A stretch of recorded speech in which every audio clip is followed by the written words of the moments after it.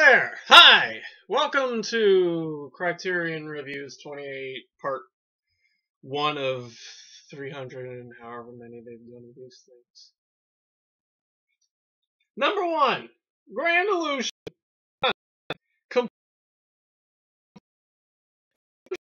14 minutes, black and white, in French with optional English subtitles. Monaural, 1.33 aspect ratio. Advanced. So, about it's a British guy by the Germans before the actual World War II started. It was because it was made in '38. So Hitler wasn't even. And there's some French guys in it, and they talk French, and there's a lot of French people talking. Yeah, I just finished this about 10 minutes ago, and I don't know what the hell happened. No, actually, it made a hell of a lot of sense. It was just the guys get captured, their plane gets shot down, and it's really intriguing because it's about war, but it doesn't have like any of the war in it. It's basically just like all the soldiers, the French soldiers seem to get along well with the Germans. Like it's like they treat them nice, they give them rules, of course. The Germans are very, kind of strict, but at the same time, it's not like, they automatically just shot them all, It just seems like, they're living in confinement, for an unprecedented amount of time, or however many years the Germans were going to choose to keep them there, or whatever. But they still chose to, but the French still try to escape. And our lead actor, Mr. Jean Gabin, or Jean Gabin, or Jean Gabin, plays our star. I forget his name already. Something or other. He plays a guy, and makes friends with he has his captains with him. He and his captain get captured, and then we meet these 4 characters. There's a guy who looks like he's drunk half the time. There's a guy a Rosenthal, who becomes his partner. There's another officer, I think. And then there's that one guy who looks like the guy from the Three Stooges shorts that not dunked in the deep. I forget, but he's like kind of a Buffy looking dude. He looks like he could be a Three Stooges foil, like that. And then there's what's his name? Oh god, what is the name of that actor? Let's look it up. Oh, I might as well show you. This is the booklet, the chapters. What's his name? Oh, Lieutenant Maréchal is John Gaiman. That's our star. Captain de Beaulieu is the captain. Cartier the actor. Oh, he's hilarious. That guy's hilarious. He upstages anybody. If you're in the same shot with him, you are automatically upstaged by Julien Carret. Jean Dasti, the schoolmaster. Oh, that must be the guy who was drunk. I don't know. I've lost. I didn't know half the characters. I just know there were 6 French guys all rooming together, and they were trying to make an escape. They were digging a tunnel and some random stuff, and then they finally make an escape with through like this flute thing. Oh no, that's in the sec. No, wait a minute. No, I remember. They get transferred to this castle where Captain Ralphenstein. He's like the Colonel Clink of the 1930s. This guy's hilarious. And they try to escape through there by using this flute thing, and they go, and it's just in fact, the captain ends up sacrificing his life for Maréchal and Rosenthal by acting as a distraction, and the captain actually ends up shooting him. And there's this long speech about like how they say, "Oh, I'm sorry, I shot you. Oh, I'm sorry, I tried to escape." Oh, and it's brilliant. It's brilliant stuff.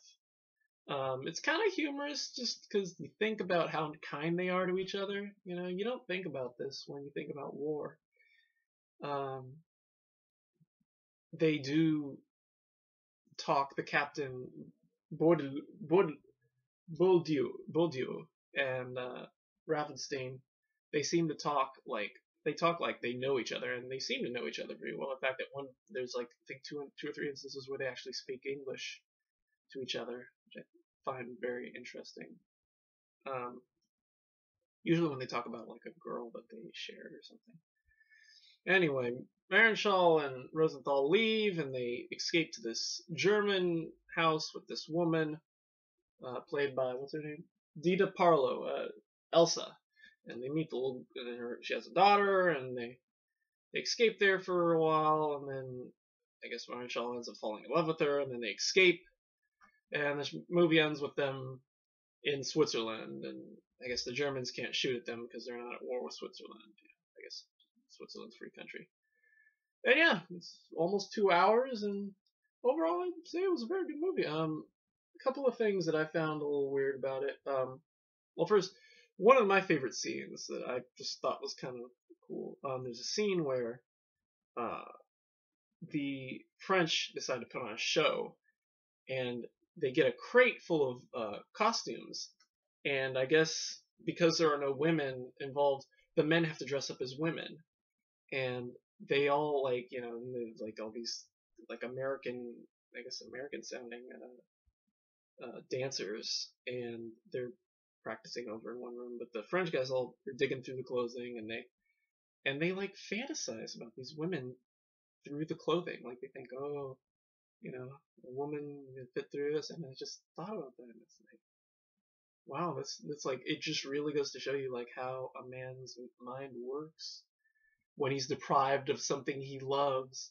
And at one point, like, one of the boys, or like one of the younger soldiers, they ask him to put on one of the dresses, and he, takes a minute and he puts it on. He comes out like dressed in total drag, and everybody just stops and stares at him. And like the scene ends with it as him like saying, "Yeah, it's very funny looking," but no one's laughing, and everyone's just staring at him with like almost like lust in their eyes, or like just sadness, because they all miss their lady friends or whatever. Thought that was really nice scene. My only gripe with this movie is Elsa.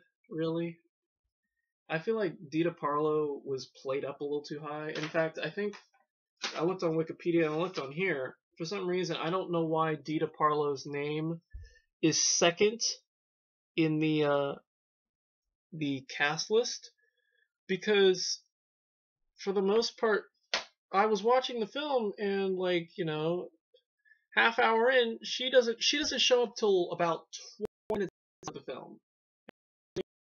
15 minutes of the film. I thought that was pretty pathetic. Actually, maybe 16 minutes. I'll give her a little more time. Depressing. And I just don't know why they kind of rated her over, somebody in the film, or but whatever. Maybe she was already a famous actress. I don't know. Anyway, so yeah, Criterion picked a pretty cool one to pick for their first DVD.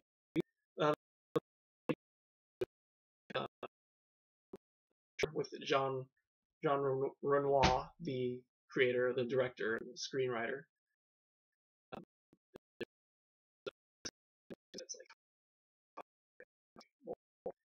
like someday, but not right. There's a we have an interview with Jean Renoir and Eric von Stronheim, who played the Rappenstein. And then there's X that I kind of griped about. I feel like, with all the material that Criterion eventually started pressing with their DVDs, they just, I mean, this a couple the same, size font. They could have fit all the stuff that they put on here for a picture or whatever. I don't know. I mean, it's just weird to just sit at the and just read hit. You know. So yeah, that was kind of it. So what do you think right DVD there is? The first one, I give it an A. It was very bad.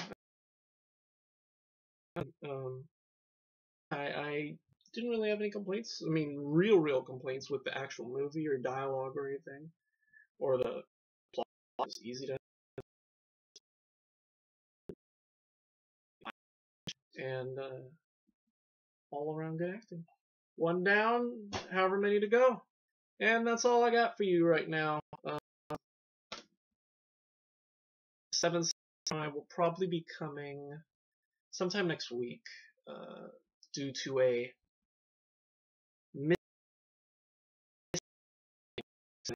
and as well as library wants and holds. If somebody wants the copy of Seven Samurai I had out, so I have to turn it today on it immediately so I can get it as possible so I can watch. Give me, I mean, I'm gonna need time for that one anyway because it's like what, 3 hours. It's intense.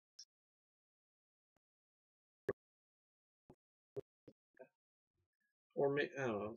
I think it was probably Lord of the Rings. Anyway, go check French. This whole review would have been in French, and it would have had little subtitles at the bottom too. But no, no.